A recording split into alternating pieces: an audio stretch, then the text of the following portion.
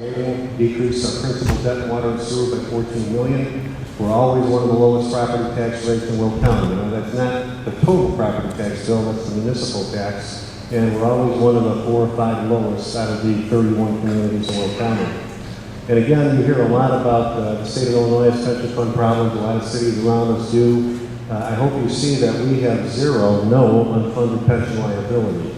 So we're very proud of that. I think it took a lot to manage that and get that down. It took a lot of good direction from the board to eliminate that. So we have no unfunded pension liability. We pay in every year, but the unfunded liability is 0. We're not catching up like the other communities. And in addition to that, we paid on all our outstanding leases. Now we do have some debt, and we're working that down.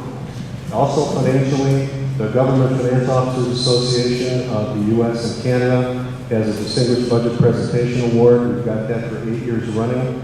And every village has to adopt a budget or an appropriation. This requires you to go beyond that. So we go beyond that and we meet other stringent requirements in order to get it. We're the smallest community by population in Illinois that gets that award, and we're one of the smallest in the nation that gets that. The other award that we get is for our audits, our annual financial report, and again, meet the same requirements there. We have to exceed whatever the state requirements are. And again, you're always ready to do a credit analysis by a credit rating agency. And again, we're the smallest community by population in the state of Illinois to get this certification, and we're one of the smallest in the country to get that. We take a lot of heat about the management of this organization, and I think we have a real good management team here. It's set up a lot like a small business. I'd like to cover a little bit of that. When you get into small businesses, you don't have a lot of deputies, assistants, secretaries, and that kind of stuff, and we don't have that. We all type our own memos. We're all on top of the technology. Our mayor, Bill Offerman, has a bachelor's degree from SIU. He has a master's degree and a PhD candidate. He has 13 years with the Illinois Brotherhood of Electrical Workers, 176, and many of those years as a supervisor. 31 years with the fire district, 17 years as chief, and numerous awards. This is me. I have a bachelor's degree, 17 years experience in those communities, Joliet, Hazel, Preston, Lombard, and 16 years with various municipalities. I work in the corporate sector from time to time, do municipal bond work and also economic development. Our Public Works Director and Village Engineer is Max Basso. Max has a bachelor's and a master's degree from Florida Institute of Technology.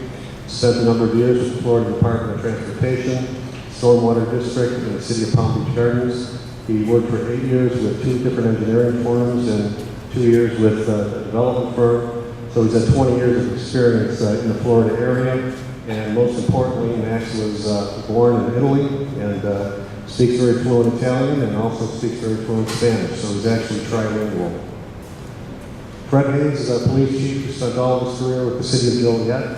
A bachelor's degree, master's degree in public safety administration, and he was in every facet of police work: patrol, detective, gang unit, supervision, crime tasks, tactical, and investigations. He was a deputy chief, and he was the police chief in Joliet when he retired as a police chief. He's an adjunct professor at Lewis, does a lot of regional training, and has a lot of certifications, public works, and various commissions. 34 years experience with the city of Joliet. Pat Kerr, our commander, is another veteran of the city of Joliet, retired with 33 years experience, bachelor's degree in criminal justice. Pat did patrol. He was a narcotics agent for 8 years, special agent in organized crime for 5, detective, neighborhood policing, tactical unit, investigations. Pat was on the SWAT team for 19 years and he was also the commander of that for 19 years. Various public works on ammunition and marksmanship and various recognitions. The thing I do want to point out, which is a little bit different than last time, is we're starting to look at the intermodal a little bit, the intermodal traffic out there with kind of a keener eye, and we have other municipalities who are kind of working with us with this. Intermodal freight is something that not a lot of people understand, so we brought in an expert, and we're going to try to meet with him every couple of months to address some of our issues. The person we brought in is Daniel Martin Lipinski. He's director of the Intermodal Freight Transportation Institute at the University of Memphis. He has a bachelor's, master's, and PhD from the University of Illinois, a certificate in highway traffic from Yale University, 35 years experience in transportation engineering, chairman of the engineering department, principal investigator on intermodal issues, did a lot of research through the Maritime Administration and the Corps of Engineers, co-developer of the National Highway Institute, course, also trained in 20 different states, and co-authored the transportation safety section of the Traffic Engineers Handbook, which traffic engineers use throughout the country. And this is a chapter that this guy wrote. And I did want to stress safety there because with all the studies and everything we've done with all the inland port issues, nobody addresses safety. And this is something that we have to take a close look at. We have to find some happy medium here with all the truck traffic that we've got. And our solution to a lot of this is once the new interchange is done, that we'll be diverting most of the traffic out there, and we'll try and do that as best we can. But there's still some issues around 53. I know Representative Larry Walsh had a meeting just recently to address some of the concerns that we had around 53, and we have, and we thank him for that, so thanks very much.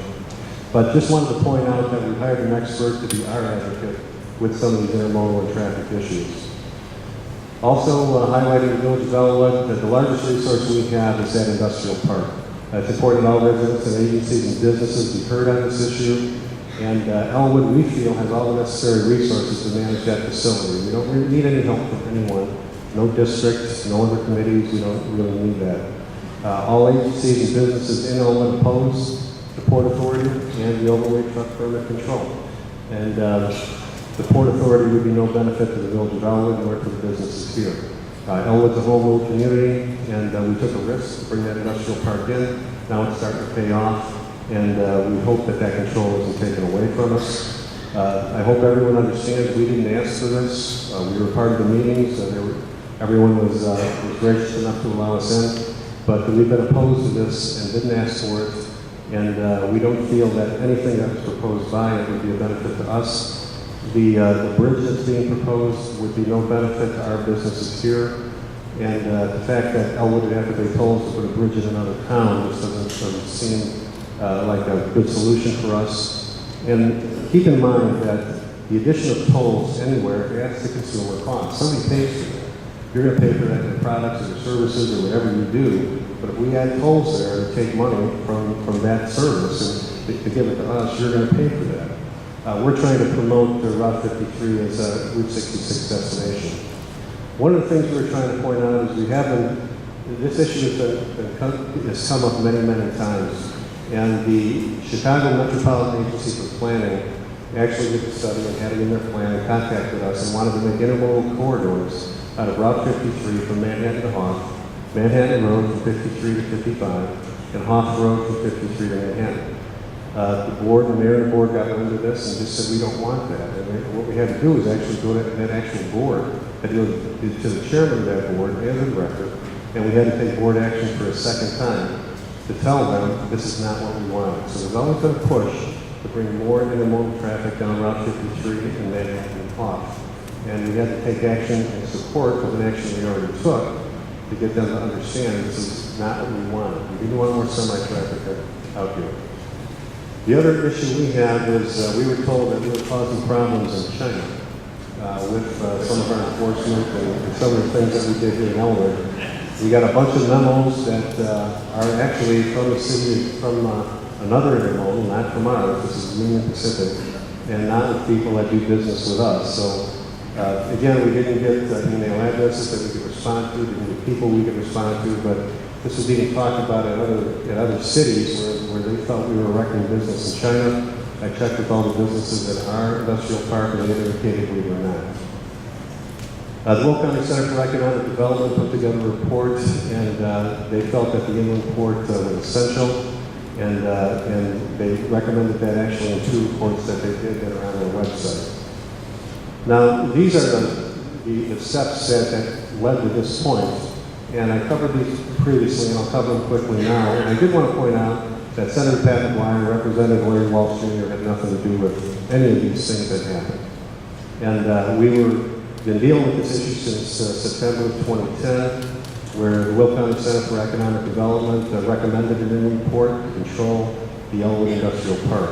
We haven't been a member of the Will County CED since 2008, and we don't participate in any of their activities. In October of 2010, the CNAP, the agency I just mentioned, recommended an inland port also, and wanted to pull in those intermodal corridors. In 2011, when we were supported, we were approached by Centerpoint, and they came up with a plan that they would maintain the roadways in the industrial park, provided that they got 50% of the overweight truck permit money. And then on February 9th of 2011, Senator Martin Sandoval presented his bill that would limit the overweight permit fees, and it passed through the Senate Transportation Committee.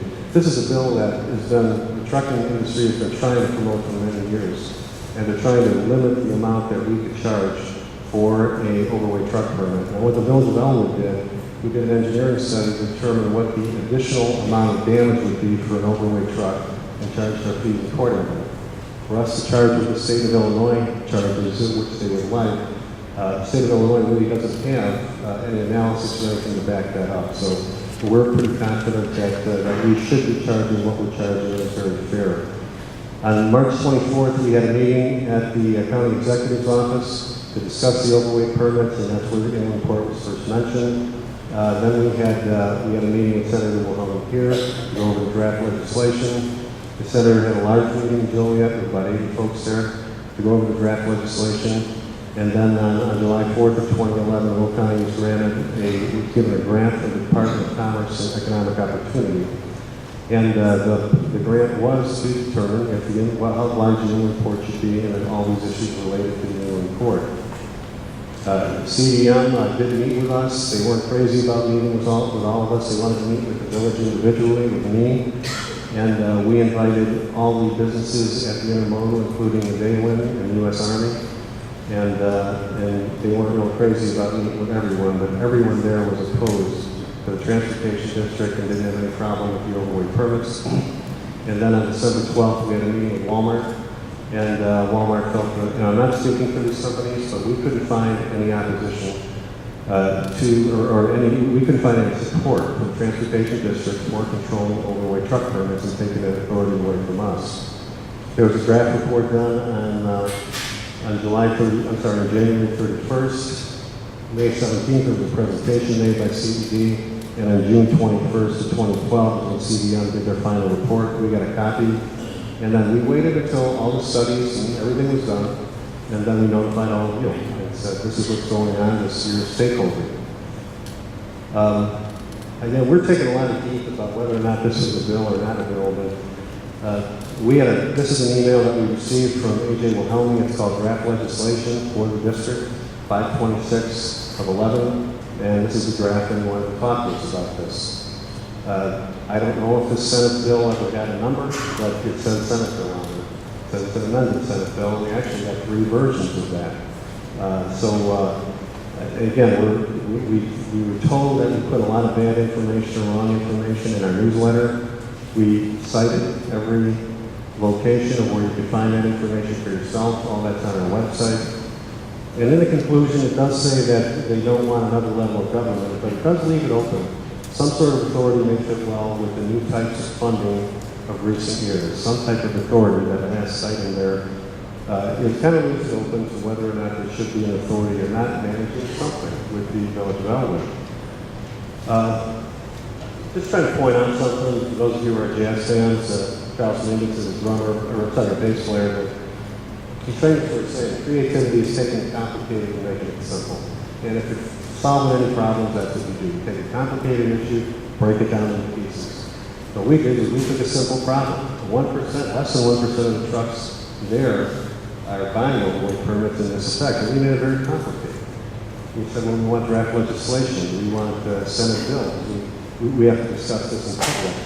It was 1%, and I had never heard any problems from anyone, other than I just got an email where, again, I asked everyone in the intermodal how they felt about this district, and I did get a comment from a company, BPT. It's the first one we've gotten on overweight truck permits. The first one that we've gotten since all these studies and all this analysis and all these meetings have been done, we got one. And I'll call him and I'll call him in and I'll try to work this out, which is the way it should be done. And I want to thank you guys for bringing it to me, bringing it to our attention. So was this a Senate bill? Was it not a Senate bill? We got 3 versions of draft legislation. We had a senator come in here and look us in the eye and say, this is what I'm going to do. He came in and gave Bill and I, said, this is what I'm going to do. We had meetings about this. The CMAC recommended it. The Township Economic Development recommended it. Now, the DCEO study didn't recommend exactly this, but it left it open, that some authority is necessary. And again, everyone keeps saying this is dead. I know it's hard to see. This is a letter that we got from A.J. Wilhelmi in June. And what it says down here is it says, I intend to develop legislation for consideration and passage during the 2011 fall veto session, which is scheduled to begin October 25th, 2011. Now, that wasn't that long ago. And we're saying this was dead back then or dead some months ago. This is working legislation. There's a lot of studies done, and we just have to be careful as to how we present this. One of the things I'm trying to point out with this slide is cities compete. Okay? We can't do everything together. And we're presenting this like we have one intermodal out there or one industrial park. We have two separated by almost, 5 or 6 miles, and cities compete. Joliet competed for the NASCAR track, and they got that. There's a nice grocery store and drugstore in Manhattan. They competed, and they got that. Elwood competed for Abraham Lincoln, U.S. Army Reserve, and Deer Run Industrial Park, and we got that. Cities compete. You don't have to join forces with anybody. We're not asking Manhattan to share their sales tax or Joliet to share their NASCAR fees with us just because the cars go through here on NASCAR. Cities compete for grants, for federal funds, for employees, for development, for industrial development, and we competed for this one, and we won, and it's working out. It's not working out exactly the way we wanted to, but we got it to work. And it's working well for the residents here, and we don't need any help with it. The mayor asked me to present this, and again, I think it's important that everyone understand that the Elwood Intermodal was designed to be an industrial park. All the bonds say that, the TIF documents say that. Baseline Road was designed for 4,000 semis per day, and we get 6,400. Walter Strong was designed for 700 semis a day, and we get 4,600. There's a T intersection at the rail yard, which requires a traffic officer. We don't design intermodals that way. Intermodals have access in and access out. That was never designed to be an intermodal. There was supposed to be 12,530 employees making $30 an hour. We have 3,800 employees making an average of $10 an hour. Employee traffic is supposed to be 11,000 per day. It's 3,800. Now, all this is in the documents from the TIF district and the bond issue. Warehousing is supposed to be 621 acres, including BNSF, and there's about 1,500. The majority of the park is warehousing, which the market called for. Traffic on Route 53, I hope you can see that, was supposed to be 0. Yeah, right now it's like 5,000 semis a day we get. Now again, we have this here, and we're going to work on it. And I think, what Representative Walsh has presented will help. I think we have to continue to talk about this. I think the interchange will help. We'll divert a lot of traffic. BNSF and MERS and a lot of the companies have been very gracious to say, yeah, we'll work with you on that. There's always going to be some. But we could try and divert an awful lot of that. And we're going to try and do some work, our city engineer, on making it a little bit easier access to get in and out of there. That'll improve the traffic in and out. But we have this now, and we got to deal with it. My point is, we don't need any help with it.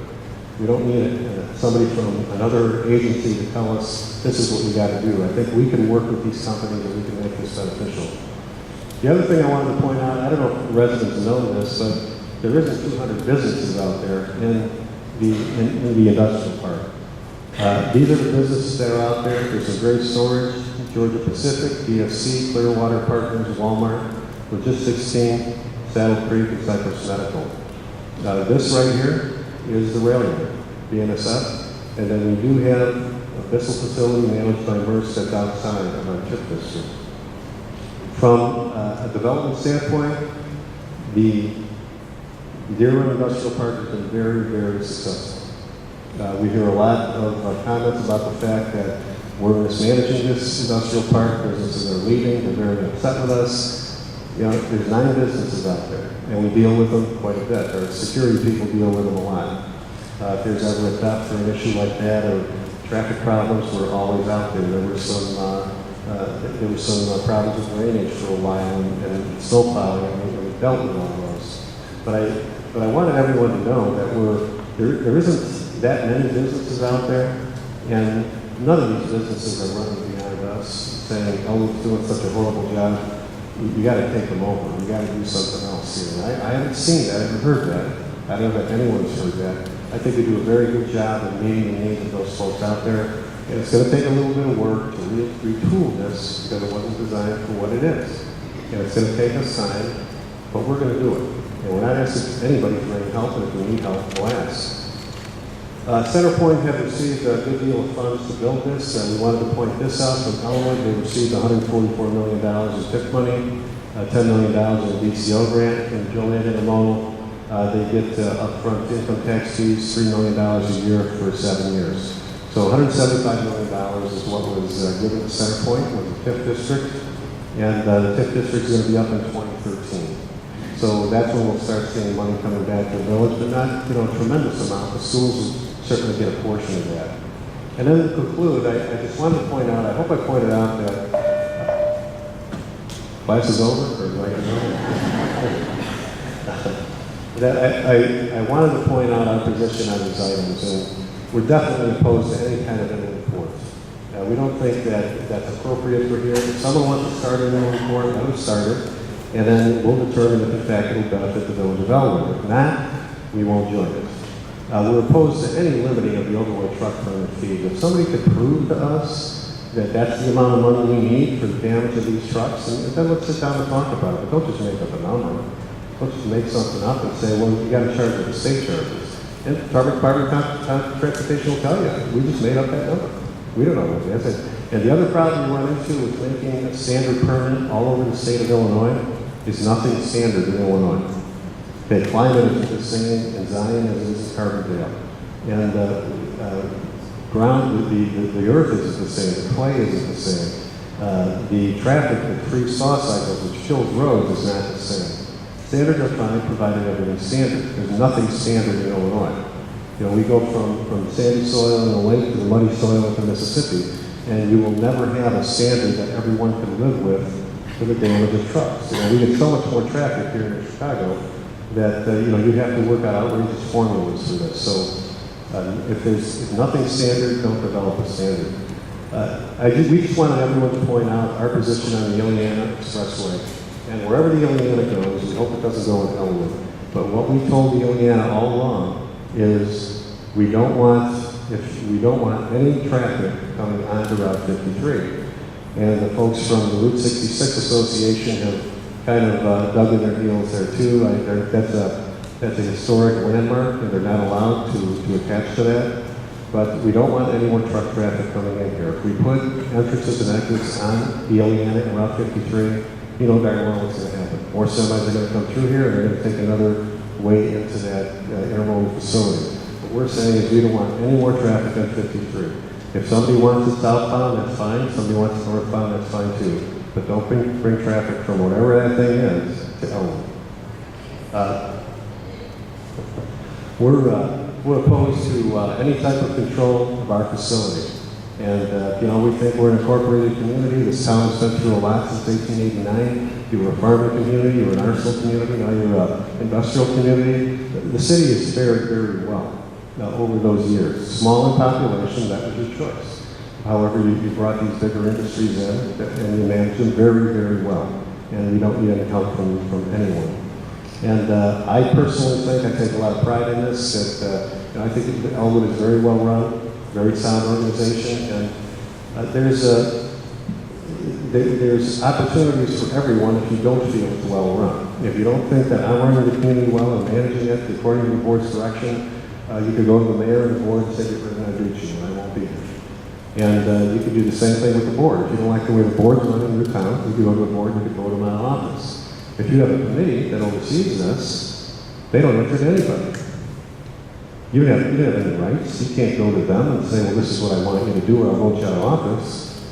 I mean, the way this is set up, it doesn't give any rights to any business owner or any resident here. And it's not the way government should be run. We further want to say we think we're very well run.